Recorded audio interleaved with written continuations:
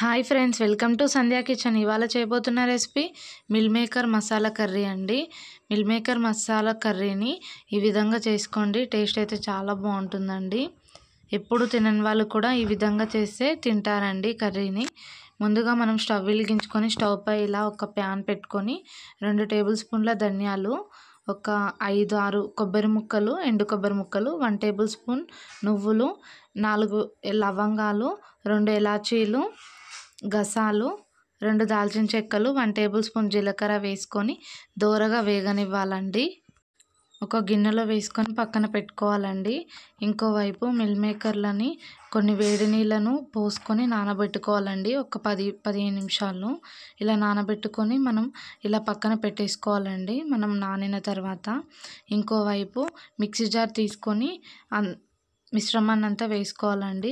అలాగే ఒక medium size onion, ఒక మీడియం సైజ్ టమాటా, 1/2 టీ స్పూన్ పసుపు, 3 టేబుల్ స్పూన్ల కారం, 1 టేబుల్ స్పూన్ ఉప్పు వేసుకొని మిక్సీ పట్టుకోవాలండి బాగా. ఇలా పేస్ట్ అయ్యింది. ఈ పేస్ట్ అంతా పక్కన పెట్టేసుకొని ఇంకోవైపు మనం స్టవ్ పై ఒక బాండి పెట్టుకొని స్టవ్ వెలిగించుకొని దాంట్లోకి ఒక 3 పావుల ఆయిల్ పోసుకోవాలండి. ఇలా 3 పావుల ఆయిల్ పోసుకొని దాంట్లోకి ఒక బగారా ఆకును ఇలా విడిచి వేసుకోవాలండి. అలాగే 2 పచ్చిమిర్చీలను కట్ చేసుకొని వేసుకోవాలి. ఒక మీడియం సైజ్ ఆనియన్ని కట్ చేసుకొని ఇలా వేసుకోవాలండి. దోరగా వేగనివ్వాలి. దాంట్లోకి ఒక కరివేపాకు రెమ్మను శుభ్రం చేసుకొని వేసుకోవాలి. వేసుకొని కలుపుకోవాలండి. బాగా వేగనివ్వాలి. కొద్దిగా వేగిన తర్వాత దాంట్లోకి అల్లం వెల్లుల్లి పేస్ట్ వేసాను. ఇలా వేసుకొని పచ్చివాసన పోయే వరకు కొంచెం నూనెలో కలుపుకోవాలండి. మనం మిక్సీ పట్టుకున్న మిశ్రమాన్ని అంతా ఆ బాండీలో వేసుకొని మనకి పచ్చి స్మెల్ పోయే వరకు కొద్దిసేపు వేగనివ్వాలండి. ఇలా వేంపుకొని ఒక 2 మినిట్స్ అలాగనే మగ్గనివ్వాలి.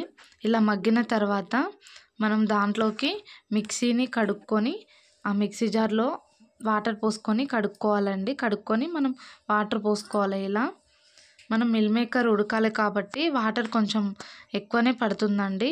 ఇలా మనం వాటర్ పోసుకొని బాగా మరలుతున్నప్పుడు మనం దాంట్లోకి ఒక 2 టేబుల్ స్పూన్ల పెరుగును వేసుకోవాలండి. ఇలా కొద్దిగంత పెరుగు వేసుకోవడం వల్ల టేస్ట్ అయితే చాలా బాగుంటుంది ఫ్రెండ్స్. ఇలా వేసుకొని కలుపుకొని ఇంకో 5 నిమిషాల పాటు మగ్గనివ్వాలి.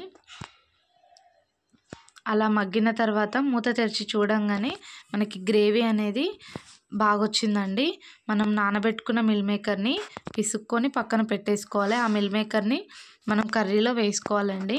ఇలా వేసుకొని బాగా కలుపుకోవాలి.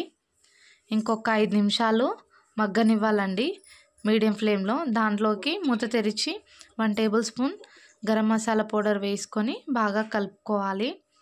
ఇంకొక 2 మినిట్స్ మగ్గనివ్వాలండి. మూత పెట్టేసుకొని 2 మినిట్స్ మగ్గనివ్వాలి. మిల్ మేకర్ మసాలా కర్రీని ఈ విధంగా చేసుకోండి. టేస్ట్ అయితే చాలా బాగుంటుంది ఫ్రెండ్స్. ఎప్పుడు తినని వాళ్ళు కూడా తింటారు. ఇలా కొత్తిమీర వేసుకొని కలుపుకుంటే మనకి స్టవ్ ఆఫ్ చేసుకుంటే మిల్ మేకర్ కర్రీ రెడీ అయిపోయిందండి.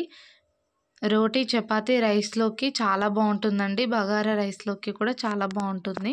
ఈ విధంగా చేసుకోండి ప్లీజ్ ఫ్రెండ్స్. ఫస్ట్ టైం నా ఛానల్ చూసే వాళ్ళైతే లైక్ చేయండి, షేర్ చేయండి, ఎలా కుదిరిందో కామెంట్ చేయండి, సబ్స్క్రైబ్ చేసుకోవడం మర్చిపోకండి ప్లీజ్ ఫ్రెండ్స్.